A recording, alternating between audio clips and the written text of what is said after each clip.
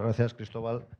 Bueno, pues yo creo que vamos cumpliendo bastante bien con el horario. Vamos a seguir con el siguiente slot, que es, lo hemos comentado, os vamos a contar el demostrador de espacio de datos con aplicación en turismo que hemos desarrollado dentro del proyecto.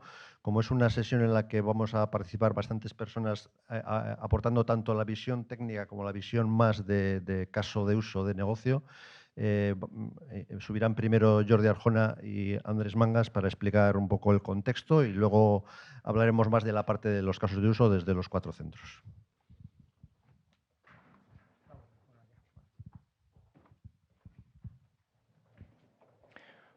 Buenas a todos, de nuevo. Aquí está esto. Bueno, como ha dicho Chechu, os vamos a contar un poquito de qué va esto del demostrador de turismo que hemos estado trajinando. Decir que esto es un poco los temas que vamos a tocar. Vamos a empezar con el contexto, la arquitectura y los building blocks que se han utilizado en el demostrador. Aquí lo haremos básicamente Andrés y yo. Y luego continuarán nuestros compañeros Chus de CETIC, Chechu de Tecnalia, Dani González de Eurecat y Joan Escamilla de IT, pues contando un poco dentro de este contexto compartido de intercambio de datos cuáles son los casos de uso que hemos implementado, ¿no? Un poco cómo se ha llevado a cabo este intercambio de datos y explotación conjunta de los mismos para llegar a algún tipo de resultado útil, ¿no? Que hemos puesto en el contexto del turismo. Entonces, ¿por qué todo esto? ¿Vale? Como sabéis, por castigo, aunque sea, estamos rodeados de datos ya hasta la extenuación. Habían estadísticas de hace ya unos años, ahora la han ampliado a no sé qué número ridículo, pero algún número ridículo, que decían que para 2025 íbamos a tener como 175 zettabytes de datos en el mundo almacenados. Esto, o sea, el que no sepa lo que es un zettabyte, buscadlo, ¿vale? Es un 1 y tantos ceros que vale la pena mirarlo, ¿vale? Entonces, esto lleva un cambio un poco en el paradigma de las cosas, ¿no? Las empresas dicen, vamos a ser data-driven, vamos a basar nuestras decisiones en los datos porque los datos molan. Pero ¿qué pasa? Que luego no son capaces de hacerlo, ¿vale? ¿Por qué? Encontramos que las empresas tienen muchísimos datos almacenados y que de esos datos, a veces en casi un 70% de los datos se quedan eso, en el disco duro bien almacenados porque no sabemos ni lo que tenemos, ¿vale? Eso es lo que comentábamos antes, de qué vale tener muchos datos si no sé lo que tengo, dónde lo tengo, para qué sirve, ¿vale? Esto lleva a que, pues a pesar de todos esos datos, un 30% de las empresas, 32, son las que dicen, porque todos sabemos lo que decimos y luego lo que hacemos, pero son las que dicen que son capaces de extraer algún rédito, algún beneficio de esos datos. ¿Vale? De ese 32 podemos bajarlo seguramente a la mitad o a un tercio, que sean los que de verdad exploten los datos con un cierto sentido común, ¿no? Y aquí seguramente nos tenemos que ir a empresas grandes de verdad, pues como creo que apuntaban Nike o alguna más, que puedan tener ese músculo, porque una empresa pequeña es muy complicado en muchas ocasiones que pueda tener ese músculo. También tenemos el problema que decíamos antes. Sí, muchos datos, pero ¿y son buenos? Porque si tienen muchos datos y aplicamos, como decíamos antes, lo de garbage in, garbage out, pues buena suerte, ¿vale? Esto se traduce en que un 95% de las empresas dicen de padecer de alguna manera lo que se llama el data decision gap.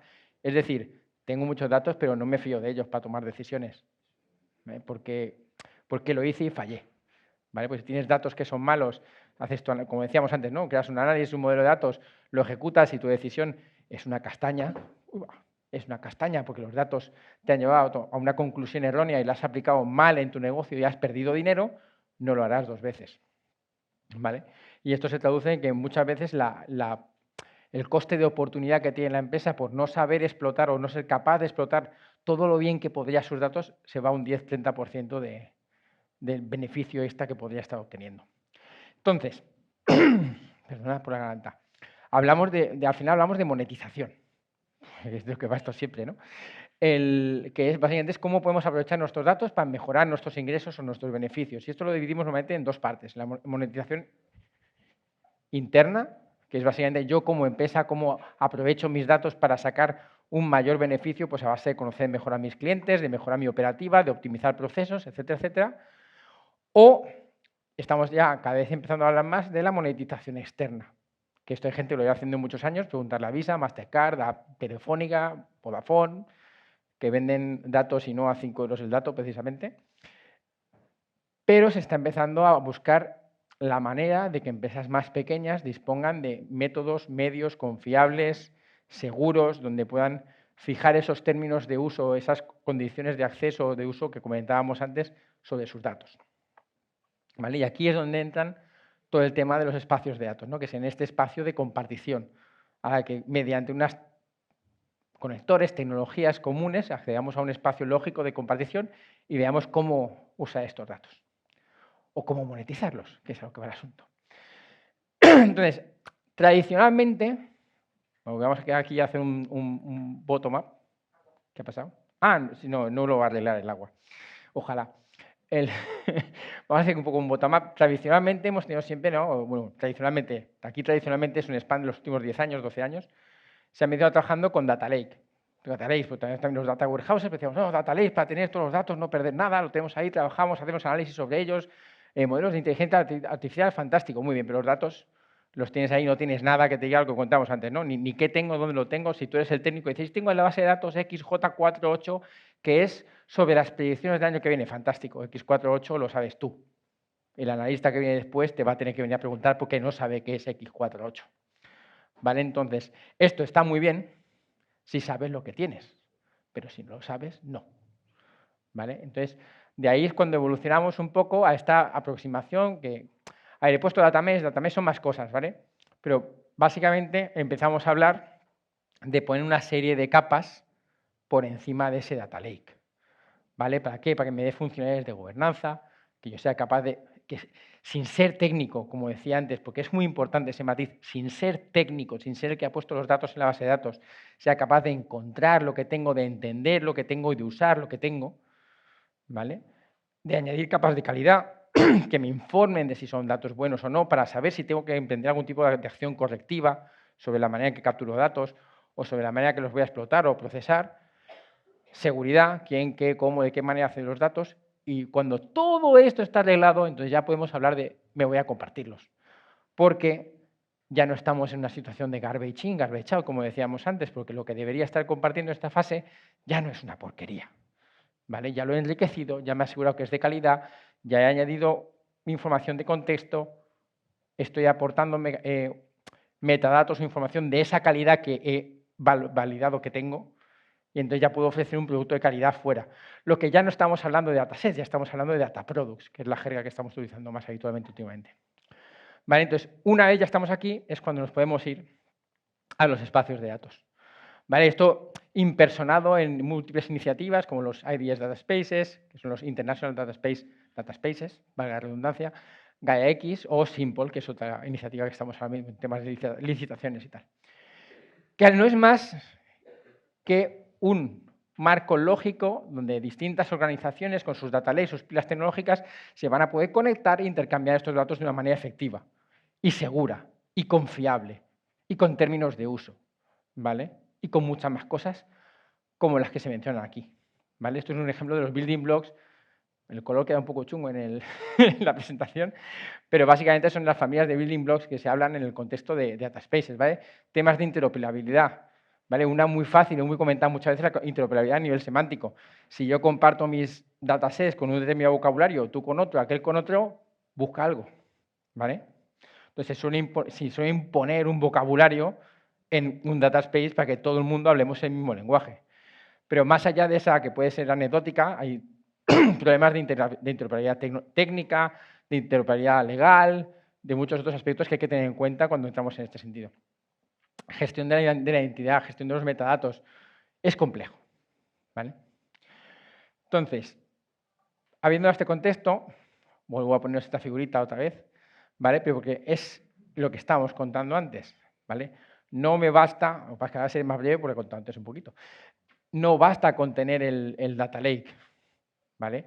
O sea, no me basta con tener mis capas de ingesta y almacenamiento, sino que necesito otros bloques que como organización voy a aprovechar, voy a explotar para convertir esos raw data, esos datos en crudo, en un producto de datos, ¿vale?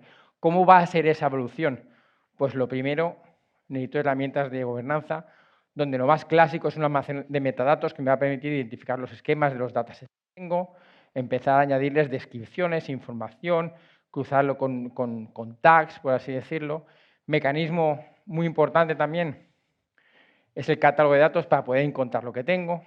¿vale? Que cualquiera de la organización pueda venir y en base a un vocabulario común a la empresa, que sea unívoco a poder ser, donde se definan una serie de términos de uso que sean conocidos en la empresa, que yo no tenga que venir para buscar datos y saber cómo el menganito de turno nombró a la columna en un dataset, porque es imposible, pero yo sí que sé que en mi empresa tengo facturación, o puedo tener buques, o puedo tener reservas hoteleras, ¿vale? Vocabulario de negocio que voy a recoger en un glosario de datos.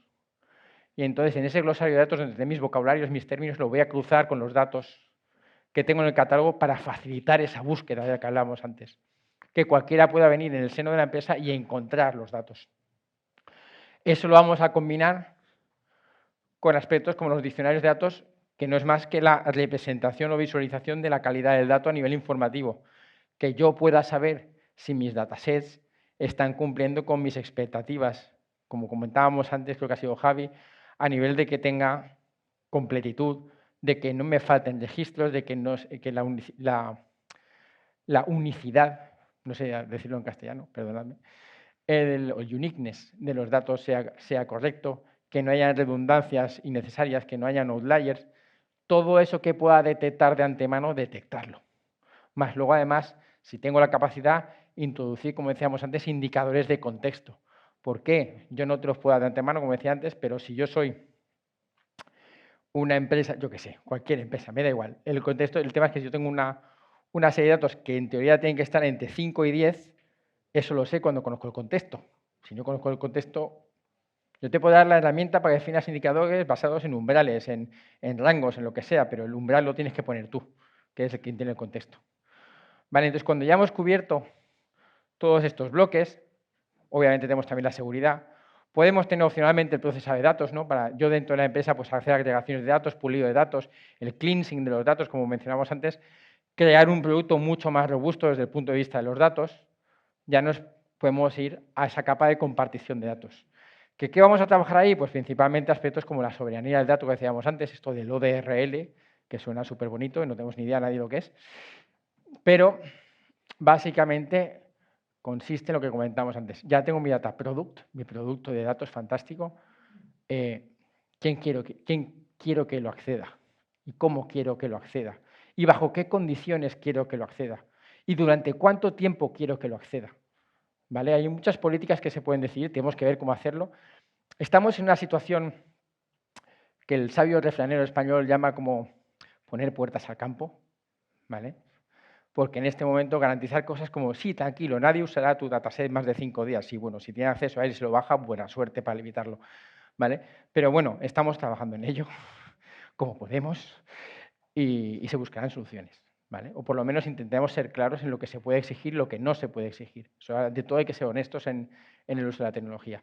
Y cuando ya hemos definido estos términos de usos, cuando ya tenemos que irnos a la compartición pura y dura, que es lo que hemos hecho en el demostrador de turismo, y lo que ahora comentará un poco Andrés. A través de qué conectores o herramientas podemos compartir datos en qué ecosistemas. ¿Vale? El ejemplo que hemos usado en i4S es el ejemplo de los Eclipse Data Space Connectors, que básicamente es poner en funcionamiento la arquitectura de referencia, perdonad por los palabras, de la International Data Space Association, más palabras, ¿vale? Pero que al final no deja de ser la herramienta que pretende ser un poco el estándar de referencia que se va a aplicar en Gaia-X o en general en las iniciativas de espacios de datos que se están impulsando a nivel europeo. Y con esto le paso la pelota a mi compañero.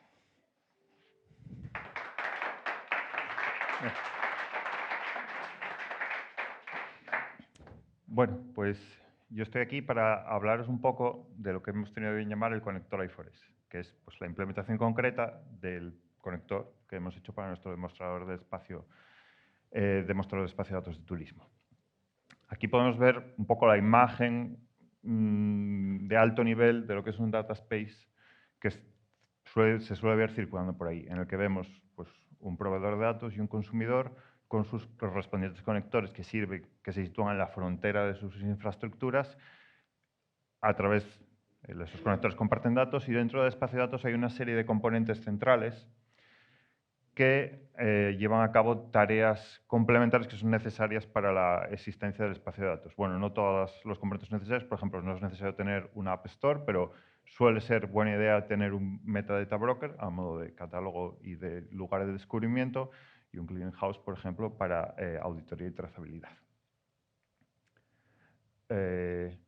Esta es la arquitectura del demostrador de nuestro demostrador de espacio de datos, en el que vemos cómo cada uno de los centros tenemos nuestro subconjunto de datos que compartimos a través de una instanciación del conector de iForest, que luego vamos a ver un poco la arquitectura con más detalle de este conector. Destacar que estos datos, este conjunto de datos, parte de una base de datos de la plataforma Masterplan que cada uno de los centros hemos adaptado a nuestras provincias. Y bien, pasamos al conector. Este conector, dicho de otra manera, el concepto de espacio de datos intenta por todos los medios no tomar decisiones acerca de lo que tú tienes dentro de tu organización. La arquitectura en espacio de datos o los principios de diseño en espacio de datos asume que cada organización es un mundo, cada organización tiene una serie de bases de datos distintas, puede que ni siquiera tengas una base de datos, puede que simplemente tengas un repositorio con una serie de ficheros Excel. En un espacio de datos no te va a exigir un despliegue o una infraestructura de servicios concreta. Lo único que pretende, como si fuese poca cosa, que no es poca cosa. Lo que pretende un espacio de datos es habilitar el intercambio soberano de datos. Y atención a esta palabra, soberano, o al contrario de la tendencia actual y la tendencia de estos últimos años en las que tú sueles tener tus conjuntos de datos en grandes proveedores cloud públicos, Google Cloud, Amazon, Azure, whatever. Aquí la idea es que el espacio de datos nunca almacena datos de manera centralizada, sino tú lo que haces es pones un conector por delante de tu organización que habla el lenguaje del espacio de datos para que tú puedas llevar a cabo ese intercambio. Siempre tú teniendo el control, como comentaba Jordi antes, de en qué términos se utiliza eso, aunque, como bien comentaba él, eso tiene una serie de retos tecnológicos muy importantes y dar garantías acerca de los términos de uso solo puede ocurrir cuando tú tienes un control muy fuerte acerca de las plataformas, del entorno de computación en el que ocurre el intercambio o el procesamiento. Pero bueno, aquí lo que vamos a intentar explicar un poco es qué decisiones de diseño hemos tomado en iForest para implementar nuestro conector. Porque el concepto de conector es un mundo que está en muy rápido movimiento, es un mundo un tanto difuso y además es normal ver proyectos software que hoy están maduros y dentro de 5 meses están en estado deprecated, pues por la razón que sea. Bueno, pues ¿cómo hemos afrontado nosotros dentro de la red la implementación de este conector? Bueno, lo primero, como adelantaba Jordi, nosotros nos hemos basado en el Eclipse Data Space Connector, que es una de las iniciativas con más fuerza de desarrollo detrás, o al menos que tiene una presencia más activa, y en la que se ve que hay un esfuerzo de desarrollo y no especialmente continuado en el tiempo, en el que van saliendo versiones de manera regular y los bugs y los issues que existen se van atacando de manera consistente y van cerrándose, que eso es muy importante a la hora de comprometerse con un framework. Bien, pero ese conector por sí solo, esa intención abierta a los espacios de datos hace que a su vez se tomen pocas decisiones de diseño previas y tú tengas que implementar una serie de pasos para poder llevar a cabo una implementación concreta que funcione de principio a fin. ¿Qué decisiones ejemplos de decisiones? Por ejemplo, la manera que tú conectas tu conector con tus servicios y datasets que tienes en tu organización, eso está abierto. Nosotros hemos decidido hacer lo siguiente. Nosotros hemos decidido basarnos en que APIs HTTP descritas con la especificación OpenAPI, que es una especificación muy común para descripción formal de endpoints REST, HTTP y de modelos de datos de respuesta y petición.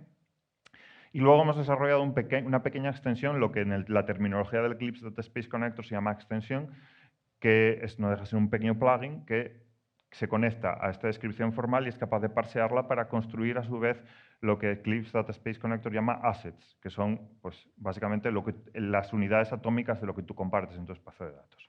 Y esto se puede hacer de manera automática porque aquí hemos decidido utilizar una OpenAPI, que es un formato formal de descripción. Esto no quiere decir que haya que hacerlo así siempre. Puedes perfectamente, pues no sé, si tú tienes tu data lake en S3, nadie te quita el que tú en el conector utilices una de las extensiones que ya existen dentro del repositorio de GitHub del Eclipse para conectarte a tu S3. En este caso lo hemos hecho así. Y luego, además, el conector pretende soportar una serie de escenarios muy amplio. Y eso, a su vez, tiene implicación de que tiene que ser asíncrono por fuerza. Y esa sincronía te causa que tú necesitas tener en tu backend de tu organización algún tipo de sistema, servicio, para gestionar esos flujos de mensajes asíncronos. Bueno, nosotros lo que hemos hecho es concretamente utilizar RabbitMQ, que es un broker de mensajes, uno de los más populares, si no el más popular, y hemos implementado un backend, lo que en terminología de Eclipse Data Space Connector se llama un connector backend, hemos implementado uno ad hoc para el caso de i4S, que se comunica con RabbitMQ para que los mensajes que vienen de otros conectores, poder llevarlos a ese broker, desacoplar, desacoplar el conector de las aplicaciones, de manera que la aplicación que sea, la que queramos en cada momento, se pueda conectar a ese broker y beber de los mensajes que llegan de los conectores. Y finalmente hemos solucionado, entre comillas, el problema de autenticación utilizando, hemos tomado una aproximación bastante clásica y hemos utilizado OAuth 2. En este caso, en este escenario, hay otros medios de autenticación quizás un poco más en la línea de lo que viene siendo un espacio de datos y la identidad soberana, la Self-Sovereign Identity, que se les suele llamar, basados en DIDs, pero bueno, eso está un poco más verde, así que nosotros nos hemos anclado a una solución bien probada y de producción como es OAuth 2 y concretamente Keycloak. Esto es importante destacar que solo resuelve el problema de autenticación, es decir, quién soy yo, y además autenticación a nivel de organización, es decir, a quién representa ese conector. Luego, hay otros dos problemas distintos. Por un lado es, ¿quién está utilizando el conector? Vale, el conector está autenticado, pero ¿qué usuario está utilizando ese conector? Es decir, autenticación a nivel de conector y autenticación a nivel de usuario final. La autenticación a nivel de usuario final en este caso no está resuelta. Eso es otro problema distinto y otro melón que hay que abrir. Y además tampoco está resuelto el problema de autorización. Es decir, yo sé quién es el otro conector, pero ¿qué puede acceder a ese conector y en qué condiciones?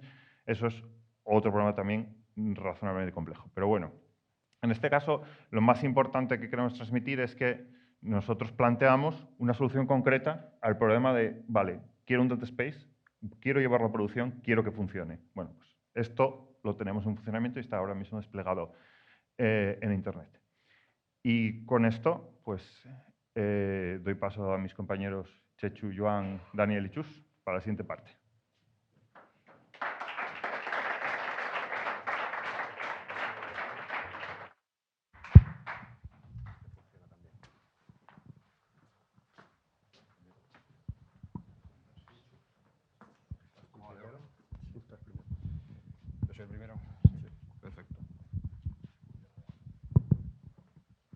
A ver, muy buenos días y encantados de estar aquí.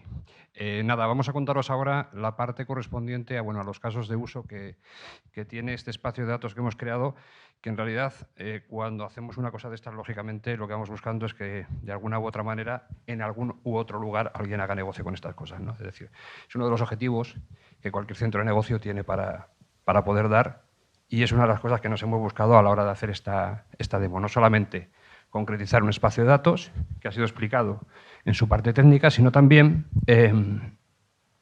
describir de qué manera se puede utilizar. Un tema que tampoco está, digamos, a veces muy claro, porque estamos hablando que el espacio de datos vamos construyéndolo sobre la marcha. Es decir, hay cosas que las estamos escribiendo según las vamos haciendo. Bueno, en principio de todo, el primer caso de uso, no sé si podéis pasar la diapo. Ah, ok, espera. Genial. Pues os lo cuento desde aquí.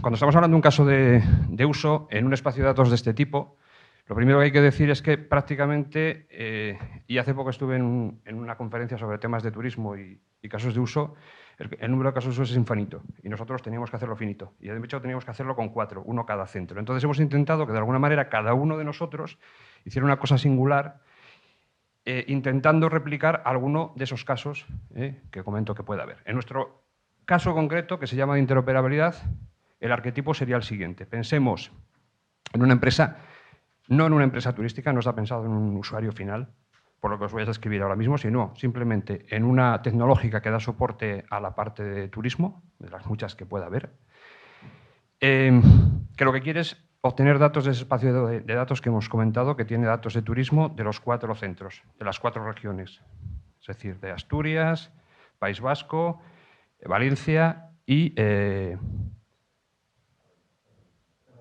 Bien, perfecto.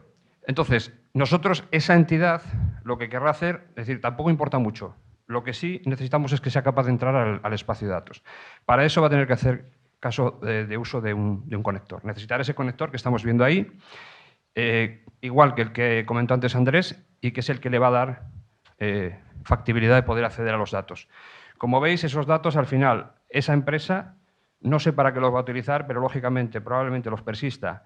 Nosotros lo hemos hecho en un Minio, simplemente en una plataforma de objetos distribuidos, y después hemos utilizado un Data Hub, que es una plataforma que nos permite hacer un catálogo sobre los datos que hemos recibido de ese espacio de datos, que nos permite catalogarlos, hacer una búsqueda, trabajar con la encontrabilidad y también la gobernanza de los datos, pero ya una vez que los tenemos, ¿vale? Algunas cosas importantes respecto a esto. Un modelo de estos de espacio de datos no es único, ni siquiera es trino. Es decir, estamos hablando de que podríamos tener diferentes configuraciones de espacio de datos. Hemos hablado del conector de referencia de Eclipse, pero tenemos conectores de referencia de otros tipos y estamos intentando cumplir, digamos, con una heterogeneidad a la hora de cubrir el espacio de datos. En este caso hemos trabajado con un único, pero esto debería ser factible que pudiéramos hacerlo con diferentes tipos de conectores, que probablemente sea un espacio al que nos destinemos en la realidad, ¿no? Pero en este caso, y está perfectamente operativo, ya digo, nosotros seríamos capaces de tener todos los datos que tiene el espacio de datos conseguidos a través del conector y con una única llamada. Si esto lo hubiésemos tenido que hacer fuera de un espacio de datos, hubiésemos tenido que hacer una orquestación compleja, yendo a llamar a cada uno de ellos. Es decir, que es realmente el valor que nos da a nosotros el poder trabajar con un espacio, ¿vale? O sea que como primer caso, el de interoperabilidad. Gracias.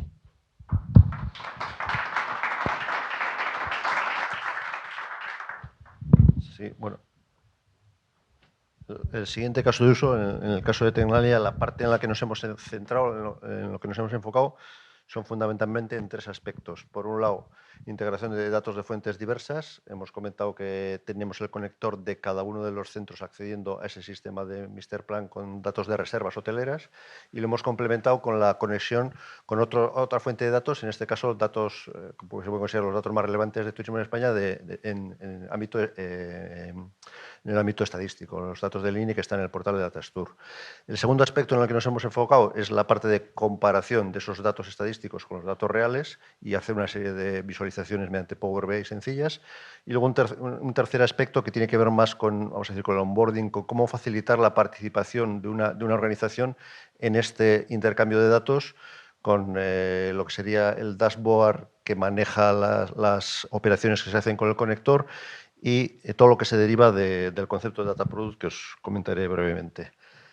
Respecto a los 2 primeros aspectos, integración de fuentes diversas, hemos comentado la parte de reservas hoteleras del PMS de Mr. Plan con datos estadísticos de Segitur para poder hacer comparación de estos 2, por ejemplo, con cosas como comparativas entre las fechas de reserva y disfrute de esas reservas, que se puede hacer análisis comparativo tanto a nivel geográfico como por el origen de las personas que hacen la reserva y ver cómo se producen esos diferentes comportamientos y detectar, luego comparar si las reservas reales se parecen a los históricos que tenemos almacenados. O, por ejemplo, con el análisis de visitantes extranjeros en diferentes áreas geográficas y ver que se van produciendo, cómo se correlacionan con los datos históricos que tenemos.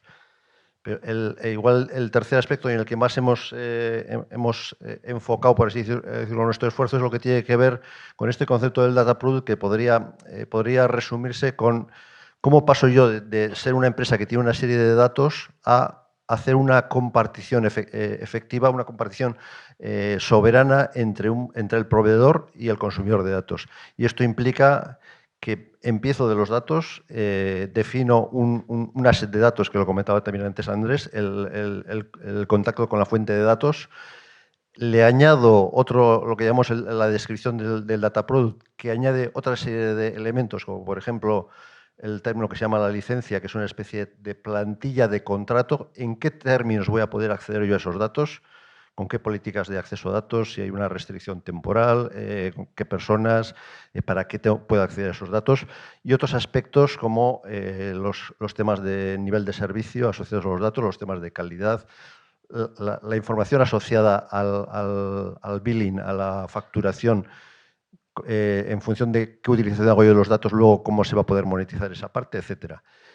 Eso sería la parte de definición de en qué condiciones puedo acceder a los datos, pero luego después entre el proveedor de datos y el consumidor de datos se tiene que producir una negociación para sellar un acuerdo, y hay herramientas que permiten definir ese acuerdo de forma, vamos a decir, rápida mediante medios electrónicos. Y a partir de ahí empezaría la transferencia real de datos y las herramientas que me permiten monitorizar esa transferencia.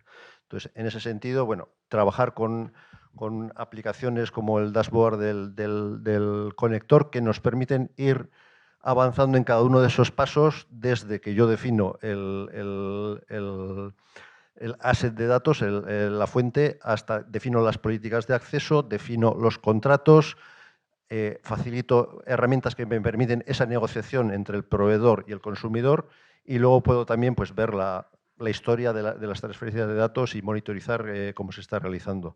Es una herramienta que además es bastante didáctica, en el sentido que permite también a una empresa tocar un poco el tema de los espacios de datos y cuáles son los pasos necesarios para involucrarse en este tipo de ecosistemas y cómo funcionan. Y sin más, paso al siguiente caso de uso.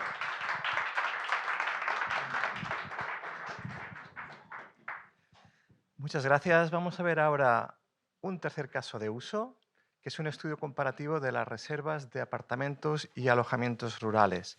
Una de las ventajas que nos ofrecen los espacios de datos es que empresas relativamente pequeñas, que por sí mismas no disponen de esta visión de conjunto de suficientes datos como para hacer los análisis, son capaces de tener una visión de qué es lo que está pasando a nivel global y poderse comparar con esta situación para ver cuáles son las oportunidades que se les ofrecen y cuál es su posición relativa. Entonces, este ha sido el objetivo que hemos perseguido con este caso de uso. Para ello, hemos utilizado la fuente de datos principal, que es la compartida dentro del Data Space, que son este software de reservas. Pero en vez de centrarnos en la parte hotelera, nos hemos centrado en la parte de apartamentos y reservas rurales, y esto lo hemos comparado con una base de datos de Airbnb, de cómo son estas reservas. Entonces hemos realizado, por un lado, un análisis exploratorio de las fuentes de datos de forma separada, y finalmente este análisis comparativo que nos muestra cómo es el escenario de una central de reservas en PMS que digamos, muestra muchos pequeños apartamentos, muchos pequeños establecimientos de turismo real comparados con el negocio de Airbnb. Entonces vamos a verlo. Aquí estamos viendo los datos de las reservas del PMS. Vemos que en porcentaje, por ejemplo, las reservas confirmadas representan un 75%, mientras que las anulaciones son aproximadamente un 25%. Esto es muy útil a estas empresas porque les permite saber hasta qué punto pueden estirar su oferta calculando el porcentaje de cancelaciones que van a tener para poder acercarse a la ocupación más alta posible sin hacer overbooking. Vemos también cómo se distribuyen a lo largo de los distintos meses del año. Esta es una distribución bastante típica que se centra en los meses, los picos están en los meses estivales y los valles en invierno. Y también podemos ver, bueno, en este caso estaba centrada en apartamentos, que es donde tiene más representatividad, pero estos clientes provienen mayoritariamente de España y luego seguido por Europa, sobre todo los países que están más cercanos, como pueden ser Francia o Italia. El otro dataset, que sería el de Airbnb, lo que nos muestra es primero una tipología de alquiler de la casa completa o a nivel de habitaciones, la distribución a lo largo del año, que sigue de nuevo este mismo patrón, de picos en la zona estival y valles en la zona invernal, y vamos viendo que en general siempre el alquiler de la casa completa está por encima del alquiler de una habitación individual. En el centro lo que tenemos es el promedio, lo cual también nos da una idea de la demanda de este tipo de alojamientos. Y luego a nivel de pernoctaciones también vemos cómo se distribuyen tanto para la casa entera como en caso de habitaciones. Y por supuesto pues vemos que los meses de agosto pues están por encima de los 10 días, mientras que en otros meses aproximadamente pues podemos ver que están en torno a una semana de alquiler teniendo en cuenta la pernoctación. Finalmente, lo que hemos representado es la comparativa. En barras tenemos las reservas de Airbnb y la línea representa las reservas del PMS. Entonces aquí hay que explicar que el dataset es residual en los últimos meses porque aquí tenemos, en septiembre tenemos las reservas que habían en el sistema, pero que proceden seguramente del mes de julio o de junio. O sea, son reservas a futuro, pero claro, este dataset está cortado, por lo tanto no deberíamos fijarnos aproximadamente hasta quitando el último trimestre. Pero vemos que se siguen perfectamente.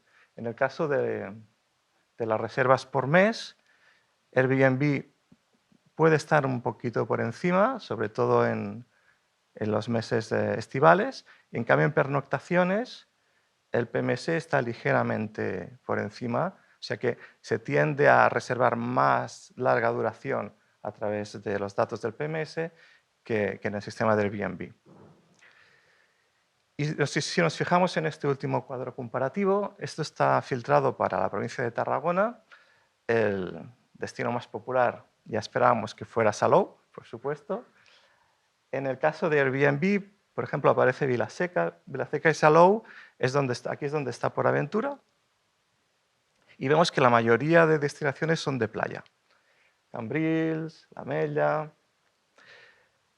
Entonces, estamos ante un tipo de perfil que utiliza Airbnb que está buscando parque temático y está buscando playa. En cambio, si os fijáis en el PMS, Salou aparece, por supuesto, también, pero los destinos que nos salen aquí son Pratdip, pues son Alcanar, son Morell, que son mucho más de turismo rural.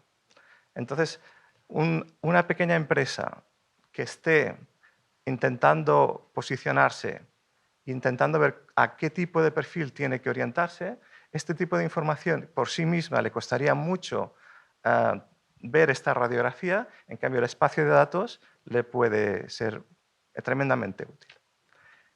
Y con esto concluimos.